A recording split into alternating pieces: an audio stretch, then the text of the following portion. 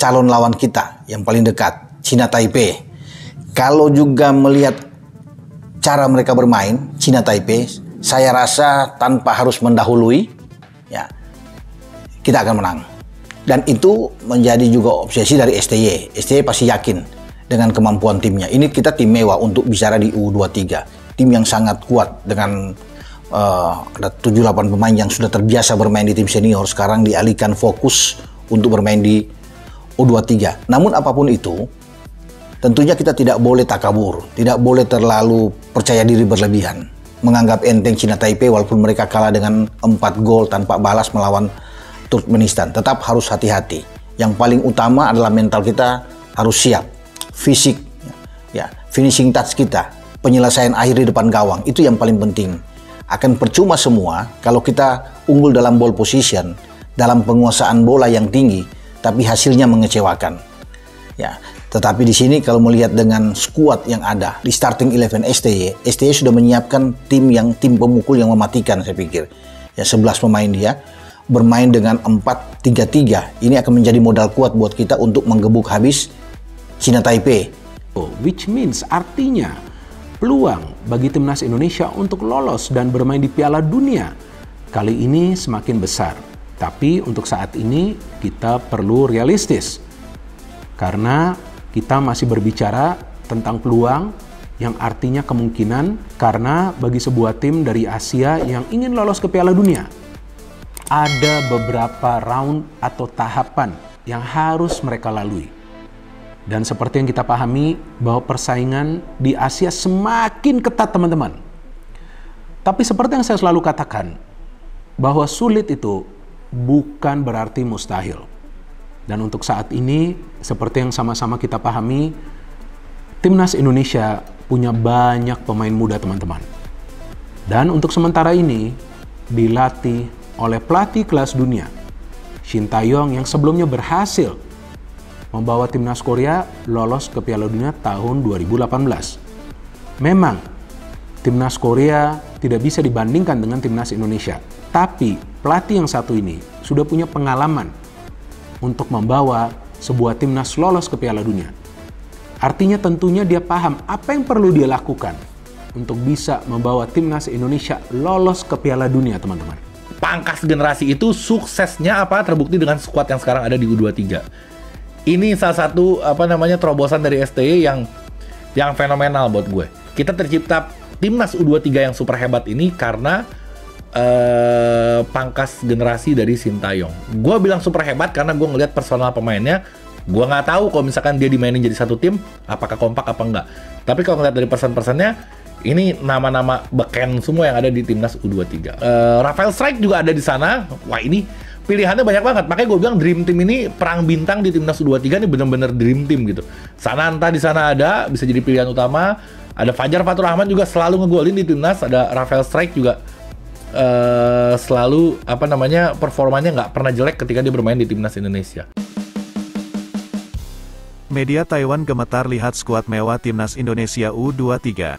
Media Taiwan menampilkan tajuk yang menyoroti kekuatan timnas Indonesia U23 pada kualifikasi Piala Asia U23 2024 pada pekan depan. Timnas Indonesia U23 berada satu grup dengan Taiwan U23 dan Turkmenistan U23. Ketiga kesebelasan akan bermain di Stadion Manahan, Solo, Jawa Tengah, 6-12 September. Menghadapi ajang internasional tersebut, pelatih timnas Indonesia U23 Shin Tae-yong memanggil sederet pemain-pemain yang merumput di luar negeri. Gogol yang mewartakan beragam berita sepak bola di Taiwan, menyoroti keberadaan nama-nama seperti Elkan Bagnot, Ivar Jenner, Rafael Struijk, dan Pratama Arhan, yang ada di daftar pemain Garuda Muda. Selain itu, media Taiwan tersebut juga menempatkan nama-nama pemain Persija dalam kategori pemain dengan mutu pilihan. Dari Liga Domestik, pemain-pemain Persija Jakarta Witan Sulaiman, Rizky Ridho, dan Rio Fahmi juga merupakan pemain top. Tulis Gogol, bahkan pada kalimat lanjutan pada paragraf yang sama, juga disebutkan susunan pemain timnas Indonesia U23 lebih mewah ketimbang tim senior. Mengacu pada komentar netizen Indonesia, media yang sama juga menyatakan yang terjadi di timnas Indonesia U23 adalah tanda-tanda generasi yang bakal berarti sebagai masa depan cerah bagi tim merah putih. Gogol juga menyebutkan prestasi timnas Indonesia di level junior yang baru saja meraih medali emas di SEA Games. Menghadapi lawan seperti ini, timnas Taiwan U23 harus bersiap. Komentar Gogol mengenai duel yang akan terjadi di Stadion Manahan. Timnas Indonesia U23 akan menghadapi Taiwan U23 pada tanggal 6 September. 6 hari berselang giliran anak asuh Shin Tae-yong bertemu Turkmenistan U23. Pemain belakang timnas U23 Indonesia, Elkan Bagot mengaku kaget usai tiket laga perdana lawan Taiwan sudah habis terjual. Pengakuan tersebut disampaikan pemain Ipswich Town tersebut usai sesi latihan di Stadion Sriwedari, Solo, Kamis tanggal 7 September tahun 2023, siang WIB. Seperti yang diketahui, tiket laga timnas U23 Indonesia vs Taiwan pada Sabtu, tanggal 9 September tahun 2023, sudah habis terjual.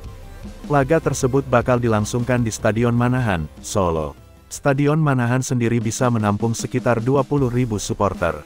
Penjualan tiket kualifikasi Piala Asia U23, Indonesia vs China Taipei, Taiwan telah terjual habis, tulis Timnas Indonesia. Kehadiran penonton diharapkan bisa menambah motivasi skuad besutan Shin Tae-yong tersebut. Terima kasih banyak atas antusiasnya, Sobat Garuda, lanjut pernyataan tersebut. Tentu kabar tersebut mengejutkan pemain Ipswich Town tersebut.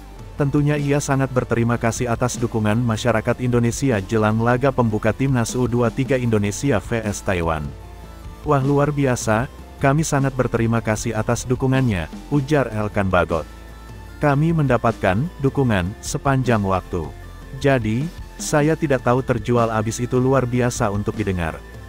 Jadi, terima kasih atas dukungannya, lanjutnya. Elkan Bagot pun ingin membalas dukungan supporter timnas U23 Indonesia yang memadati Stadion Manahan. Pemain belakang yang sudah mengoleksi 16 caps timnas Indonesia senior tersebut berjanji bakal tampil terbaik untuk Garuda Muda. Selain itu, ia berharap bisa mendapatkan 3 poin di laga lawan Taiwan. Kemenangan tersebut diharapkan dapat membuat bangga supporter yang memadati Stadion Manahan. Kami hanya akan berusaha memberikan yang terbaik saat turun di lapangan, ujar Elkan Bagot. Dan semoga bisa meraih kemenangan dan membanggakan, tutupnya. Hanya tim juara grup kualifikasi yang berhak lolos ke putaran final. Tentu, timnas U23 Indonesia wajib menyapu bersih kemenangan di babak kualifikasi nanti. Sementara jika jadi runner-up, Garuda Muda harus menanti sampai jadi 4 tim terbaik dari tim peringkat kedua di babak kualifikasi. 4 pemain yang merumput di Eropa sudah bergabung dengan skuad timnas U23 Indonesia. Garuda Muda pun siap tempur menghadapi laga perdana kualifikasi Piala Asia U23 2024. Indonesia selaku tuan rumah grup K kualifikasi Piala Asia U23 2024 bakal melakoni pertandingan pertama melawan Taiwan.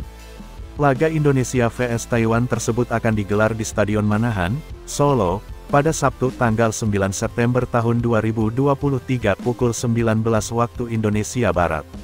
Menjelang pertandingan kontra Taiwan, skuad timnas U23 Indonesia besutan Shin Tae-yong semakin lengkap dengan kehadiran para pemain yang merumput di luar negeri.